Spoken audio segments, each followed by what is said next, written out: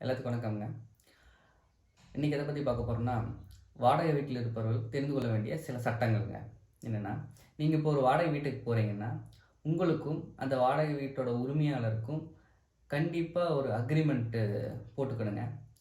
நீங்கள் மாதம் மாதம் வாடகை செலுத்துகிறீங்கன்னா, அதுக்கு உண்டான ரசீது உரிமையாளர் வீட்டோட உரிமையாளர் கண்டிப்பாக உங்கள்கிட்ட கொடுக்கணுங்க. எவ்வளோ வாடகை செலுத்துனீங்கங்கிற சொல்லி அந்த ரசீது கொடுக்கணுங்க. அது மிகவும் அவசியமானதுங்க. அப்புறம் அத்தியாவசிய சேவைகள்ங்க, குடிதண்ணீர், அப்புறம் வாகனம் நிறுத்துமிடம், சுகாதாரம், இதெல்லாம் கண்டிப்பாக வீட்டோட உரிமையாளரோட பொறுப்புங்க.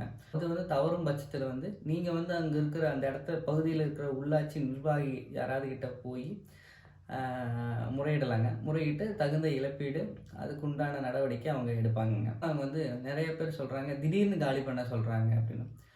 முன் அறிவிப்பும் முறையான காரணத்தை விளக்காமல் காலி செய்யணும்னு சொன்னாங்கன்னா அவங்க மேலே சட்டப்படி நடவடிக்கை எடுக்கலாங்க. குறைந்தபட்சம் 3 மாத அளவு கால அவகாசம் கொடுக்குறோங்க. அப்படி கொடுத்தும் நம்ம காலி பண்ணலைன்னா வீட்டு உரிமையாளர் சட்டப்படி நடவடிக்கை எடுக்க உரிமை உண்டுங்க. நம்ம கொடுக்குற வாடகையில் இரட்டிப்பாக்க உரிமை உண்டுங்க.